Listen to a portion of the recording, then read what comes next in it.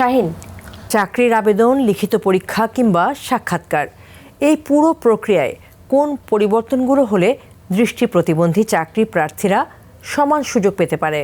প্রথম কথা হচ্ছে যে সমাজের দৃষ্টিভঙ্গি পাল্টাইতে হবে। এখন অনেকেই দৃষ্টি প্রতিবন্ধী বা অন্যান্য প্রতিবন্ধী মানুষদেরকে অন্যভাবে দেখেন যে এরাও কর্মক্ষেত্রে যাবে, এটা অনেকেই আসলে মেনে নিতে পারেন না। এবং কি আরেকটা হচ্ছে যে রাষ্ট্রের সদিচ্ছা থাকতে হবে, যে রাষ্ট্রকে আসলে মূলত দায়িত্বটা নিতে হবে, যে প্রতিবন্ধী সমাজের যে দায়িত্বটা এটা রাষ্ট্র এবং এছাড়া রাষ্ট্রের যে অন্যান্য শেয়ার হোল্ডার যারা আছেন বেসরকারি পর্যায়ে, যারা আপনার গণ্যমান্য ব্যক্তিবর্গ, সবাইকে আসলে এগিয়ে আসলেই আসলেই প্রতিবন্ধী মানুষের উন্নয়ন দেশে হবে। অনেক ধন্যবাদ তোমাকে। আজহার, তোমারও স্বপ্ন তুমি চাকরি করবে, সেক্ষেত্রে প্রতিবন্ধী যারা চাকরি প্রত্যাশী আছে তাদের জন্য কি কি চ্যালেঞ্জ রয়েছে যেটা কিনা আসলেই দূর হয়ে যাওয়া দরকার? যারা প্রতিবন্ধী ব্যক্তি আছেন, যারা চাকরি প্রত্যাশী, তারা যদিও তাদের অদম্য ইচ্ছে আছে, কিন্তু বাস্তবতা হলো যারা সুস্থ স্বাভাবিক আছে তাদের থেকে কিছুটা হলো একটু আছে আর কি, পিছিয়ে আছে।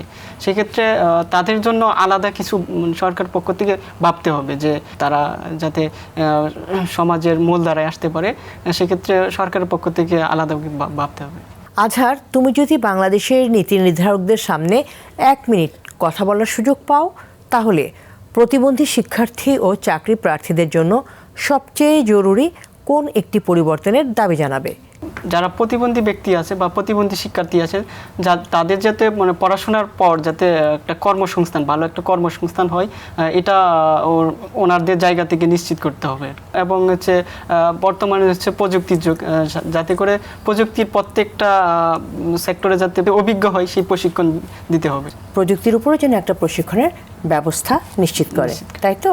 অনেক ধন্যবাদ তোমাকে। শাহিন, তোমার কাছে ওই একই প্রশ্ন। তুমি যদি দেশের নীতি নির্ধারকদের সামনে 1 মিনিট কথা বলার সুযোগ পাও, তাহলে প্রতিবন্ধী শিক্ষার্থী ও চাকরি প্রার্থীদের জন্য সবচেয়ে জরুরি কোন একটি পরিবর্তনের দাবি জানাবে?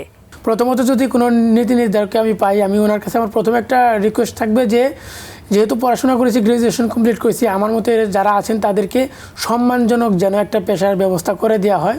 আর একটা হচ্ছে যে বর্তমানে যে বিদ্যমান যে চাকরির বয়সটা আছে, এখন স্বাভাবিক মানুষের বয়স আর আমাদের বয়স কিন্তু একই আছে না। আমি বলবো যে এটা যেন পরিবর্তন করা হয় খুব তাড়াতাড়ি। একটা বলবো যে প্রতিবন্ধী ব্যক্তিদের জন্য, যারা চাকরিজীবী আছেন তাদের জন্য যেন একটা বিশেষ সার্কুলার দেওয়া হয়, যেটার মাধ্যমে আমরা এখন যারা বেকার আছি আমরা যেন নিয়োগ পাই। এটা যেন এই প্রক্রিয়া যেন প্রতি বছর অন্ততপক্ষে 1 বছর 2 বছর পর পর এটা যেন করা হয়। এছাড়া বিভিন্ন চাকরি পরীক্ষায় যেন পাশ করলেই যেন একটা পাস নাম্বার যেন নির্ধারণ করা হয়, ন্যূনতম 40 অথবা 30, যেন ওই পাস নাম্বারে আমরা পাশ করলেই যেন আমাদেরকে ভাইভাতে ডাকা হয়। এরকম একটা পরিবর্তন আমি চাই।